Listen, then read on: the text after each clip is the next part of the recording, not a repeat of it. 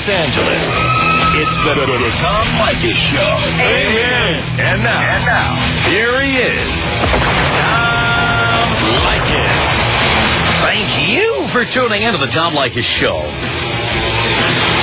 This is where America gets together to talk about the issues you really care about.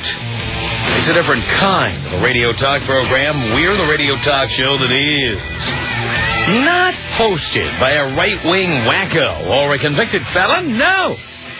I am your host. Write down our toll-free telephone number. You're going to need it. It's 1-800-5800-TOM. 1-800-5800-866. Thank you for tuning in. Thanks for being part of our program. Here we are together again on the radio.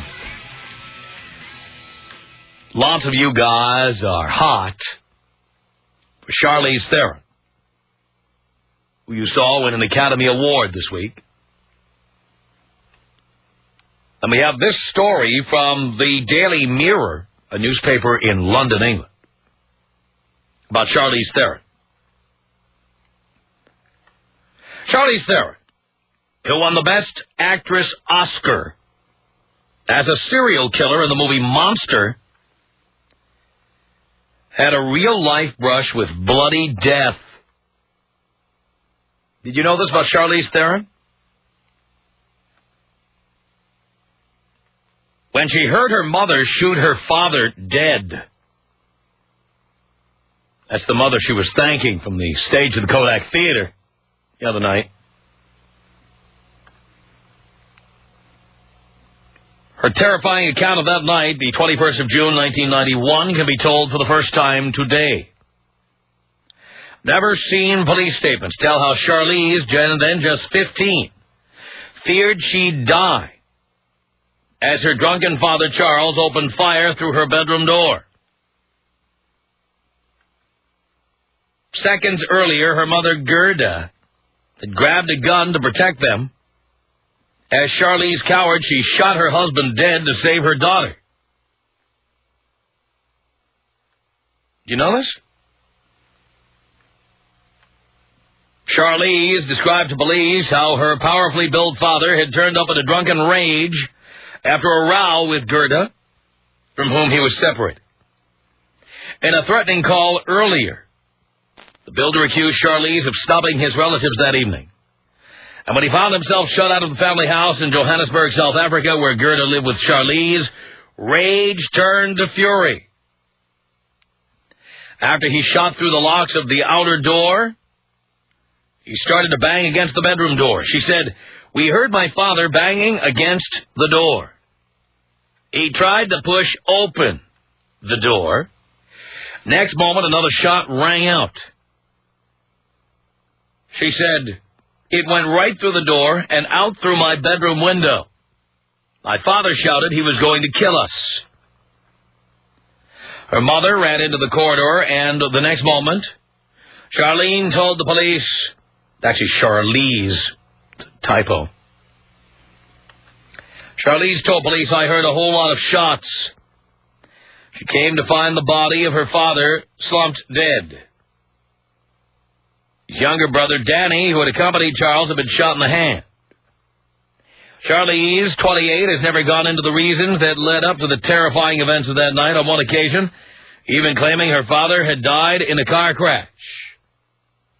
Until now, the 20-page police dossier written in Charlize's native Afrikaans, that's the language of South Africa, has been kept from view. But after application from the Daily Mirror, South African police agreed to release it. The report graphically describes how the marriage of Charlize's parents had collapsed. Charles and Gerda had already split. Charles was living at his sister's home. Other family members told police Gerda wanted an end to the relationship but did not want a divorce for Charlize's sake. No charges were brought against Gerda. Police ruled she had acted to defend herself and her daughter. Soon after, Gerda encouraged Charlize to leave South Africa after she won a modeling contest. She settled in Los Angeles and found fame as an actress on Sunday as Gerda sat in the auditorium as her daughter publicly thanked her. The past must have seemed a million miles away. And then it goes on to bloody detail about how this all happened, and with pages and pages and pages. And certainly, if you want to get a look at all the details, just go to the Daily Mirror website, which is mirror.co.uk. You can read it yourself. I'm going to read the whole article to you. But did you know that? Charlize Theron, she was 15 years old. Her drunken father, separated from her mother, came home with a gun and was going to shoot her, and so her mom saved her life by shooting her father dead. Now, let's be realistic about this, okay? And I know since Charlize Theron lives in Los Angeles, there's probably people who know her listening. Maybe she herself is listening. I have no idea. But this is in the newspaper, and therefore I'm going to comment on it. I'm sure that many of you boys would love to have a night in the Saccola with Charlize Theron. And many of you think she's really, really hot. And in fact, I might say, as politically incorrect as this is, but you know what? We've never been politically correct on this program. My guess is that makes it even hotter. You know what I'm talking about? Like she's been through this stuff. Chicks have been through traumatic experiences, ordeals. Be honest with you. Just being honest with you. Chicks who've had let's just, you know, I'm not gonna. No, if I say chicks who've been beaten up by ex-boyfriends, that they're hotter in bed, everybody gets freaked out. Let's just say chicks who've had drama in their lives. Okay, generally hotter in bed than a chick who was a neighbor of Beaver Cleaver or somebody like that. You know, somebody grew up in a normal suburban neighborhood, nothing ever happened, blah, blah, blah. Generally hotter. And I'm sure there are very few of you boys out there who would turn down a night in the sack with Charlize Theron. But here's my question for you. Whether it be Charlize Theron or anybody you consider hot, it's one thing to have a night in the sack with somebody like that. But would you marry somebody who'd been through some really traumatic experience like that? Would you? I mean, would you marry somebody? Let's talk about some real baggage here, okay? Here's one example. A woman who saw her mother shoot her father dead. How about a woman who's been raped? Would you marry a woman who's been raped? And I ask this question not to be insensitive, though I am insensitive. I ask this question because people who've been through traumatic experiences like these have baggage. These are people who, in my view, need to be in therapy. These are people who wake up having flashbacks. They have post-traumatic stress disorder. I learned all about that in a courtroom one time. PTSD, they call it. That's right. But they bring to the relationship issues, problems. Sometimes it works to your benefit. Sometimes they want to F like rabbits and, they can't get enough. And other times they've got deep emotional issues. They're the kind that, cry when you have sex with them. They're the kind that cry for no apparent reason. They're the kind that get depressed. They're the kind that need to be in therapy probably for the rest of their lives. Now, it's one thing to get a night in the sack with somebody like this. But would you marry somebody like that? Would you marry them and their issues and their baggage and their nightmares and their crying and their crap? Would you marry somebody like that? Tom Leykis. 1-800-5800-TOM. 1-800-5800-866. You know what? The only time I want to see a woman hot and sweaty is when she's looking around my bedroom for her panties while I call her a cab. There we go, baby. You're absolutely right. The Tom Leykis Show. 1-800-5800-TOM is their telephone number. All right. Would you marry a chick like Charlize Theron, a woman who witnessed her mother killing her own father? Bam. Dead. Son. Mark on the Tom Leykis Show. Hello. Hey, Tom. How are you, bro? I'm doing okay. I'm going to tell you, absolutely, bro. You'd marry her. Now, I'm not talking about having a night in the sack with her. I'm talking about being married to her. I'm talking about having to be there when she wakes up with nightmares, crying, is depressed, or has whatever other issues people have when they have this experience. Hey, Tom, you know a chick can be crying and acting insane if her cat dies, right? I don't think it's the same if you have witnessed your mother murdering your father. I absolutely agree with you how difficult that could be. You know, and this isn't because of how hot she is or whatever. Charlize Theron is amazing. And did you see Monster? I've only seen clips. I've not seen the film, no. Man, Tom, she's better than the men. She's better than Sean Penn. She's better than any human. Well, we're not talking about her acting ability. You don't have to marry her to watch her movies, okay? Tom, I don't care how good an actress she is. Tom, I know exactly. I'm talking about living at the same address, right. and who knows what kind of hell somebody goes through after an experience like that. After the experience that she's had, if she's able to draw emotionally as well as she did in that movie. Well, just the fact that, wait a minute, what kind of logic is that? The fact that she's able to act in a movie means that she doesn't have problems? We all got problems. But No. Did your mother kill your father? Were you raped? No. Were you ever present when somebody was murdered? Look. I mean, these are real problems. This is not, you got a B- in high school or you didn't get a high score in the SAT exam. These are traumatic experiences from which many people never recover. Well, that's like saying if a woman was raped, I mean... I did say that. Would you marry a woman who'd been raped? Right. Would you? I'm going to answer your question, and you can cut me off or whatever. I think Charlize Theron, Charlize, excuse me, represents herself. There's no way in hell she's going to drive you off the edge of the earth because she's an amazing human being, bro. You don't know anything about her. You better check out the film, bro. Pal, I could check out the film 100 times. It doesn't matter. All that shows is that she is a good actress. She won the Best Actress Award. That's all it shows. It doesn't show anything else. It doesn't show what it would be like to live at home with her. You know what, man? I tell you who I wouldn't marry. Julia Roberts. She's such a bimbo, man. And she won the Academy Award. It's a nice day, Tom. How? I mean, look at her track record. Now, I said, pal, I'm not even talking about that. Yeah, are you hearing what I'm saying? Would you agree? I mean, do you agree that there are psychiatrists? I agree. Do you agree that there are people who go to psychiatrists?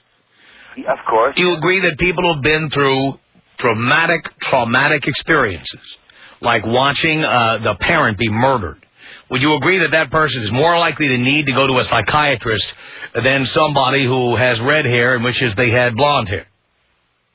I agree. Why? And do you agree that those people are more likely to wake up with nightmares in the middle of the night? I think more likely to be depressed? More likely to cry? More likely to just shrivel up into a little... No, we are not all like that, you idiot. We are not all like that. You idiot. You've been married 4 times. You should know. I should know what? You should know what type of women are out there, regardless of what's happening. I can tell you it's a big. I can tell you it's a big difference that you didn't make the cheerleader squad than if you watched your father be murdered by your mother. If you're trying to tell me that all of these are equally traumatic experiences, what was the problem with your women? What does that have to do with what I'm saying? Well, buddy, they had their own issues. Yeah, I bet you their father wasn't killed in front of them, right? I didn't say that. I didn't say they were all depressed or saw therapists or needed to see therapists. You couldn't make that work. I'm telling. What does that have to do with what I'm saying? You're nuts, because pal, you don't have an answer for what I'm saying, and you're trying. Pal, what happened in my marriages has nothing to do with this question. Nothing. Yes, it does. No, it doesn't. I never married anybody who was raped, and I never married anybody whose mother killed her father. Never. Okay. So I know nothing about this, except I am presuming that these are traumatic experiences that cause people the pain years after they've happened. You know, and you're assuming it's no big deal. We'll never know because we're never going to be in those shoes, but I tell you what. I mean, what would you think? You would think that they just handle life like anybody else? I'm telling you, I 100%. And why would you want to tolerate that or live around it? but the thing is, bro... I'm asking a specific question. If you agree, then why would you marry somebody like that if you don't want to live around? It would depend on the person, and that's what I think about Charlize. She's a prime example of a person who's got her act together. You don't know that. Huh? You don't know that. Do you know her? I could tell... You cannot tell by watching Monster what Charlize Theron is like at home. I mean, she may be a perfectly well-adjusted individual. Maybe she went to a therapist. I don't know. But you can't tell by watching a movie. You know what? It's just like they said that this is going to be off the wall as well. But just like these... I mean, could you tell from watching Robert Downey Jr. in Chaplin that he would be a heroin user? No. That's my point, pal. How can you tell anything about what Charlize Theron is really like by watching her play a prostitute in a movie?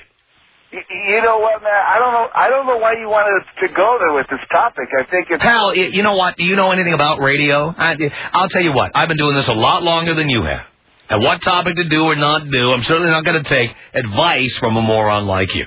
But thanks a lot. 1-800-5800-TOM is our telephone number. John on the Tom Leykis Show. Hello. Hey, what's up, Tom? Not much, John. All right. I went out with this girl. She said she'd been raped in early childhood, early teens, late teens, and, man, she was a flounder in bed. She was a serious head trip. I would not ever, ever marry a girl like that. I don't care how hot she is. You know, even the hottest girl in the world, if she's a head case, she's going to get on your nerves and they're going to end up hating her. And, yeah, I mean, it's just... hot does not make marrying material. I mean, I'm with the girl right now that's, you know, she's had a normal life. She's actually a bigger freak in bed than I've ever had. Right. And she is that, you know, she's the girl next door. And it's, I think you're off on the whole post-traumatic freaking bed syndrome thing. Well, you don't even think that women who've been through trauma are good in bed? Well, not in my experience. Maybe in your experience. I think they fall into two categories. The ones who shrivel up and die inside, right, and the ones who become complete freaks. Sure.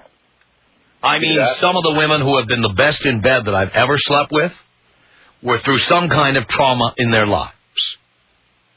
Sure. Well, I mean, the last guy was talking, everybody's got trauma. I mean, there's different degrees of trauma, but sure. Yeah, well, you know, watching your mother murder your father is not quite the same as failing to win the spelling bee. Right. Not even comparable. But thank you, John.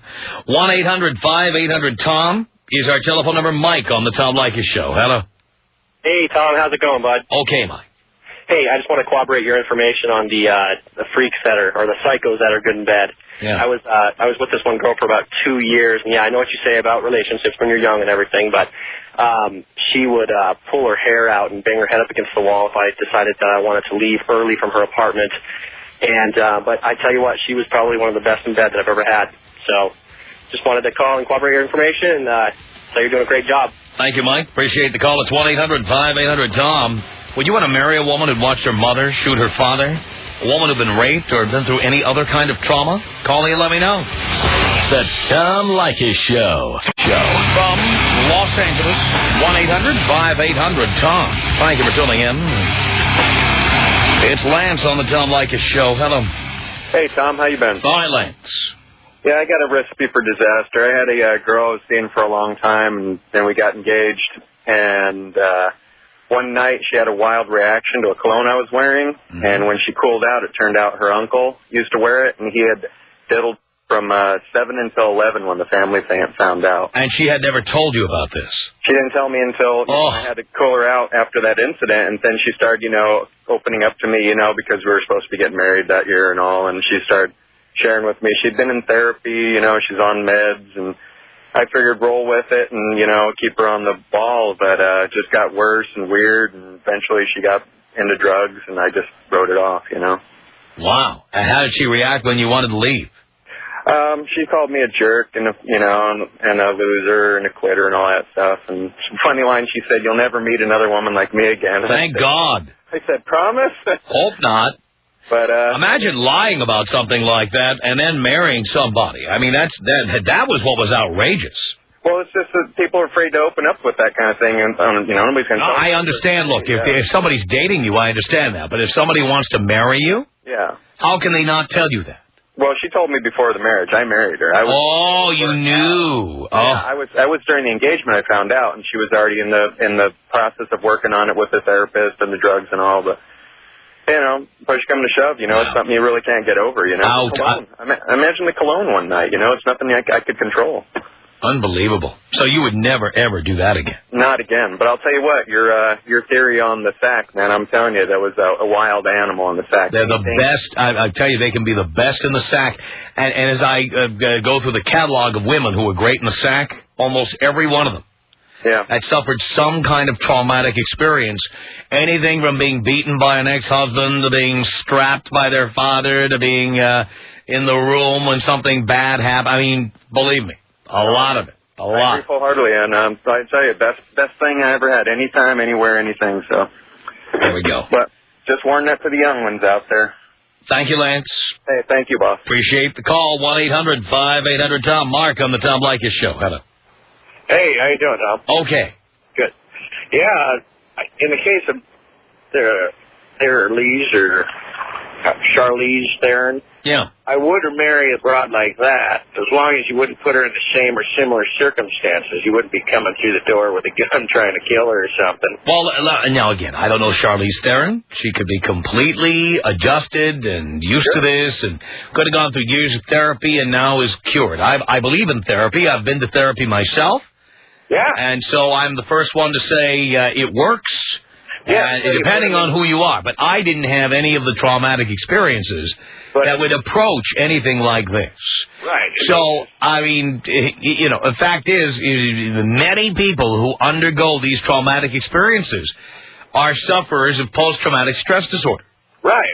And the only thing that triggers it is the same or similar circumstance. Like a rape victim. It doesn't have to be that. I mean, for example, if a gunshot was involved, it could be hearing a car backfiring. I suppose. Let me tell you something. I was involved in a frivolous lawsuit by a listener. Really? Who claimed that my show gave her post-traumatic stress disorder. Okay? Wow. And I heard the experts testify on this for days. Oh, my God. And I'm telling you, you do not have to be in the room and see your mother shoot your father a second time to be a victim. Okay. You could hear a car backfire, and it could trigger a flashback or a response. Wow. Yeah, see, I was thinking the opposite. Like a rape victim is all sexual, so every time she's going to freak out on you. Yeah. So, I was just thinking my theory was unless you it could be anything. You got drunk, and it reminded you of her father. Right. You got angry, and it reminded you of her father. You came home late, and it reminded you of her father. I mean, who knows? I don't know.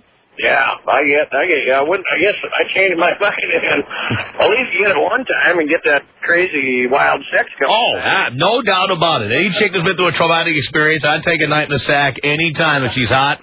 But would I marry her? The answer is no. There you go. Yeah. And tell that first guy, that other Mark, man. Jeez, that guy was an idiot. Man, that's another story altogether. Thank you. 1-800-5800-TOM. Jack on the Tom Leykis Show. Hello. Hey, Tom. How's it going? I'm doing okay. Oh, that's great. I got a little bit of a double whammy for you. I'm going to propose to my girlfriend this Friday, and she was raped. Okay? Uh-huh. I was also raped as a child. Okay, so is that deep down somehow a way the two of you hooked into each other? Well, you know what? It never really became an issue between us. The first time we spoke about it was about a month ago. But you wouldn't even, you know what? I do believe that people who've had similar kinds of traumatic experiences can just look at each other. It's like gaydar. You can just look at each other. Maybe you don't even consciously think about it, but somehow you hook into each other. The funny thing is your screener asked if I was gay now. I said, hell no, Jesus, no. You were that night. I love my girlfriend. Actually, for 5 years it happened.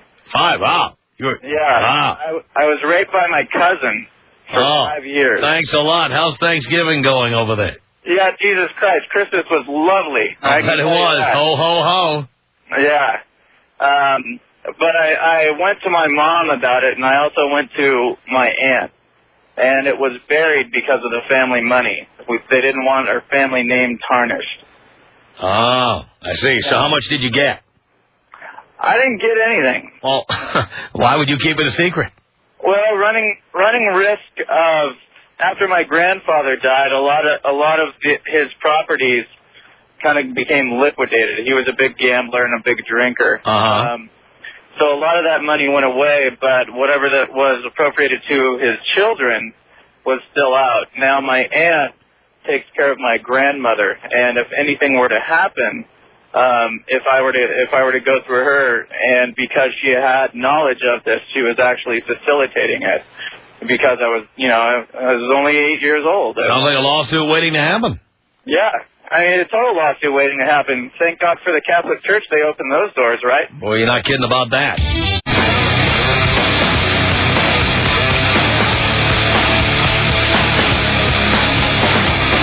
Tom Leykis Show. 1-800-5800-TOM is our telephone number. Continue with your telephone calls. Would you marry a broad who has had some really traumatic experience here to life? In the case, we read the Charlize Theron case, where she witnessed her mother shooting her father dead to protect her. But, wow. No, she could be completely well-adjusted after that. I don't know if I would be. I'll tell you that. Let's say hello here to Becky on the Tom Leykis Show. Hello. Hello, Tom. Hi, Becky. How are you doing? Great. Good. I am calling because I am one of the women who was abused by her father, and I am happily married, have been for 10 years. And my husband and I really had to look at that question of, am I going to become a basket case, or was I a basket case before we even got married? And I don't think that I am. And it's a pretty serious question, though. And how do you know that at some point in time the most innocent thing couldn't trigger a reaction? Actually, I have had those type of reactions. One of the first things that I actually had to deal with was, and this is kind of odd, but my husband actually touching my breasts. Mm-hmm. That's something that my father did, and it was something that my husband just about, this is actually before we were married, and he said, "You're kidding me. You don't want me to do this?" I have a major problem with that. And I said, okay, well, this means I need to deal with it, but, do you understand where I'm coming from? And he certainly did. And well, you say he certainly did. I wouldn't certainly understand that. He understood that. I mean, I would understand it, but I would understand that this is going to be somebody else's problem. I'll be honest with you. Well, and I am thankful that he looked at it as something to help me work through. And I now don't have any, as far as I know, anything else that's going to come up as a reaction. So if your husband came home and started having sex with you and spanking you and saying, "Who's your daddy?" Would that cause a reaction? He doesn't do the "who's your daddy" part, but I don't have a problem with that. Because he knows you'd have a reaction to it. So you see, it does have limitations. He doesn't push some of the limitations. He wants to be able to pretty much have, sexual freedom, which I definitely do as well. And there are certain things that are not even sexual related that I do, case in point, there was something that my dad used to do in a store, and my husband did it, and I we're going out to the car, and I'm thinking, okay, this is not a big deal. This is your husband. This is not your father. And, I don't know if it's just the counseling I went through. I don't know if it's because of the way my husband has, helped me talk through things. But so far we've not run into anything that has been a huge stopper. But, gosh, if a woman isn't working on it and if a woman isn't trying to do something about it, I wouldn't marry somebody like that. And even if she's trying, many people go to therapy and don't get the results they want, or they only are partially cured, or there are some issues that require more than therapy. Maybe they require medication, for example. Right. And in fact, my husband's family took in a young lady like that. She is pretty messed up. She did go to counseling, and oh my gosh, she's one of the women that you talk about on your show. How so? She got pregnant, got married, wanted to change the guy. I mean, one thing after another. They finally ended up getting divorced. She would call him at work and yell at him. Yeah. It was just one of those women. And my husband's mom, my mother-in-law, sat him down and said, okay, you realize what you're doing here? Mm-hmm. And he said yes. He said he realized that I could turn into his sister, foster sister. Wow. Yep. Yikes. And, part of it really was that there were quite a few steps that I had taken at that point. I hadn't at that point in time cut contact with my family. I have now. But there were definitely steps that I had to take. And if I hadn't been willing to take those, we would have been either not married or, the marriage wouldn't have lasted. Yeah. I'll be honest, I don't know about your husband's a better man than I. I don't know if I could do that. Well, he does have a psych degree, which I'm sure did help. Oh, there you go. In fact, I joked that, he got his psych degree just so that he could marry me. Oh, my God. Tom Leykis. 1-800-5800-TOM. 1-800-5800-866. Didn't you say that every man likes fake breasts? I said in this country, my husband's Brazilian. They love those asses in Brazil. You got a big whopping J-Lo ass. You know what I'm saying? You got that Jennifer Lopez thing going on. No. Big ass. The Tom Leykis Show.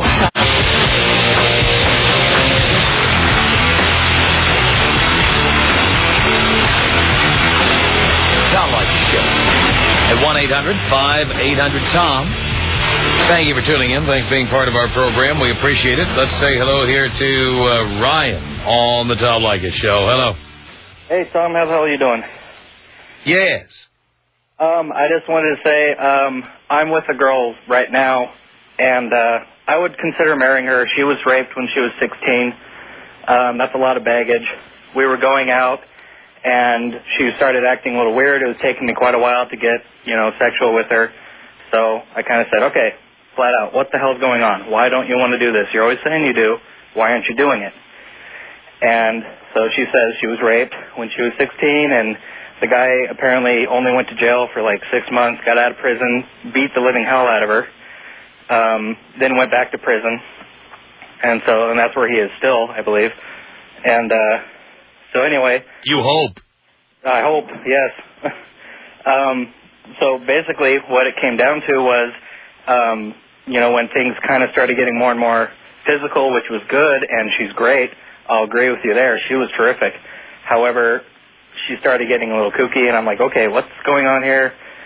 So it got to a point where I just couldn't take it anymore. When you say she was getting kooky, what was she doing? Just saying weird stuff. Basically, she decided use it against me. Like, she wanted sympathy for what had happened. Now that it's out in the open, she wants sympathy for this, and she'll use it as an excuse. Oh, I had a bad day because of this, so can we cuddle? I'm like, okay, no way. This is too much, I'm not going to all of a sudden become like the little sympathetic, cuddly boyfriend just because you want to, work this stuff out. I can't help you through it. Mm-hmm. So basically I said, I put my foot down, and I said, look, you need to go to therapy and work this out. And she actually did. It kind of took me breaking up with her, or threatening to, and then she ended up going to therapy, and I helped her through it, and huge change. Well, see, if you had followed the rules that we teach, 3 strikes you're out would have eliminated her from the get-go. Number 1. Number 2, being under 25, you don't need to get married or to have a fiancé or even a girlfriend. True. So had you followed the rules, you would not have even had to get this deeply into it. Well, that is true. I have no intention of getting married yet, though. I'm just saying I would. This is someone I can see myself marrying in the future, despite these things. Really? But you broke up with her, and now you're back together with her, is what you're telling me? Well, I told her if she wasn't going to go to therapy and get her stuff worked out, then there's no room in my life for her. So she said, okay, then I'll try it. And I knew therapy worked for me because I was suicidal when I was in high school. And it helped me out, just totally turned my life around. So I told her about that, and I told her she needs to get help, and she did. And things are so much better. All of the eccentricities and all the problems just faded away. Well, I'm glad that therapy worked. As I say, I'm a proponent of therapy. I think it can work for people. Some people are unfixable, but for a lot of people, it's spectacular. Thanks for the call. Our email address is my name. It's tom@blowmeuptom.com. tom@blowmeuptom.com. Or call our 24-hour-a-day comment line. The number is area code 310-842-9592. The Tom Leykis Show.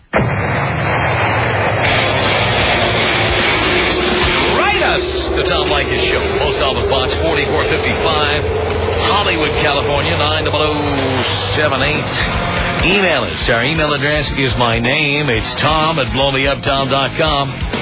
tom@blowmeuptom.com. We call our comment line. The number is 310-842-9592.